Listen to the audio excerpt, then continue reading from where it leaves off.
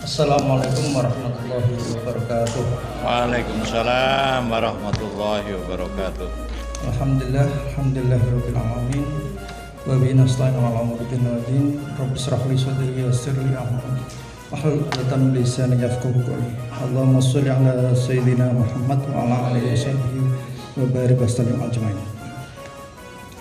Pertama-tama yang saya hormati beliau pembicara kita, Profesor Muhammad dan Bapak Purjoko SEMM dari Bank Indonesia Cabang Semarang, Romo Yai Sedanten dengan kami hormati, pengurus BMT, pelaku usaha UMKM, pengurus lembaga ambil zakat ya, terus ketua Basda Kabupaten Demak, Basnas Kabupaten Demak, dan Bapak Ibu semua yang kami hormati.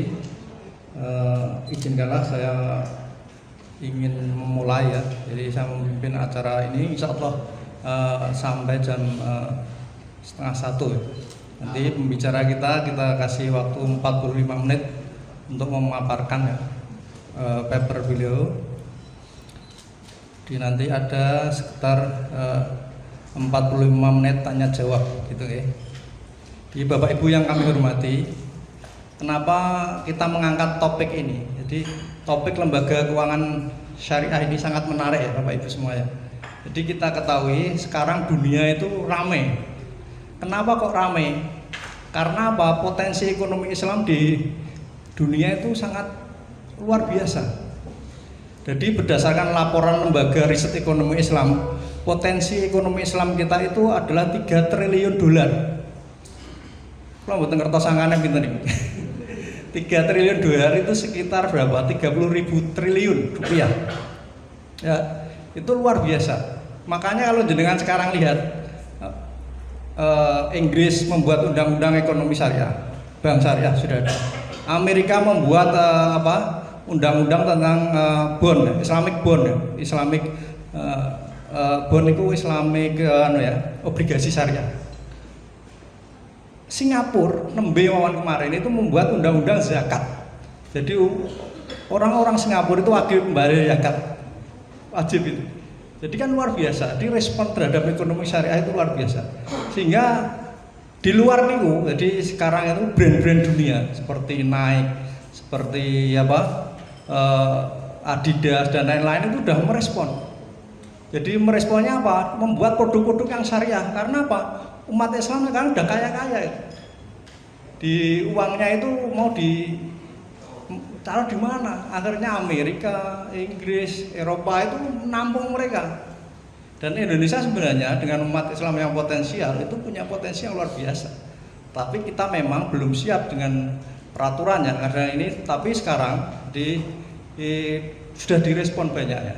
Jadi potensi itu luar biasa. Seperti kalau kita lihat, jenengan kalau pergi ke luar negeri sekarang seperti Jepang itu sudah menyediakan fasilitas makanan halal, musola jalan ya, sediakan bis yang mau jalan-jalan ke wisata, sediakan bis untuk sholat.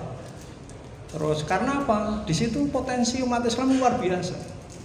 Mulai dari fashion, farmasi, traveling, apapun sekarang udah luar biasa. Dan itu terjadi juga di negeri kita. Jadi jenengan mungkin nggak membayangkan tahun 90-an orang lihat jilbab aja masih aneh ya nggak? Jadi boom ayat-ayat cinta. Sekarang orang pakai koko Dulu nggak ada orang pakai koko dianggap orang mau khotbah Sekarang orang pakai koko semua ya, kemana-mana, di mana-mana toko jilbab ya. Kan luar biasa.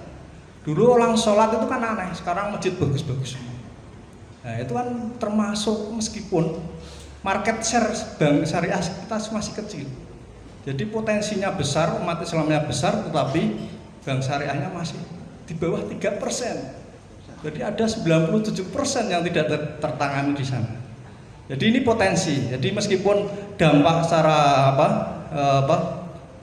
ekonomi yang tercatat itu kurang bagus, tetapi umat Islam sekarang luar biasa. Masjid bagus-bagus, orang Islam kaya-kaya ya, mode sekarang ya. Semua orang pakai jilbab. Saya ingat betul waktu SMA itu negara geger gara-gara apa? Ada satu anak SMA yang maksa pakai jilbab. Dulu sampai geger nasional itu kan buat aturan itu kan. Nanti jenengan pasti ingat itu.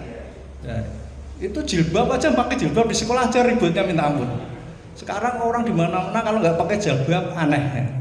Jadi ya orang tua kayak kita lihat orang tua nggak pakai jilbab kan aneh lah. Oh itu berarti ya kan gitu. Padahal dulu itu aneh orang pakai jilbab. Padahal kita bilang 80-90% umat Islam kan gitu kan. Jadi saya kira begitu. Jadi potensi kita besar. Tetapi Islam yang kita tampilkan adalah Islam rahmatan lil alamin. Islam yang tidak pandang bulu. Jadi seminar ini punya perspektif seperti itu.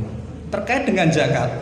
Jadi zakat ini, potensi zakat kita sebenarnya diperkirakan itu sampai 330 triliun. Dari mana hitungnya? Itu dari potensi kekayaan umat Islam. Kalau bayar zakat 2,5% aja, itu 330 triliun. Artinya apa? Nggak ada orang miskin di tempat kita. Kalau orang bayar zakat semua, itu orang Islam di Indonesia nggak ada yang miskin.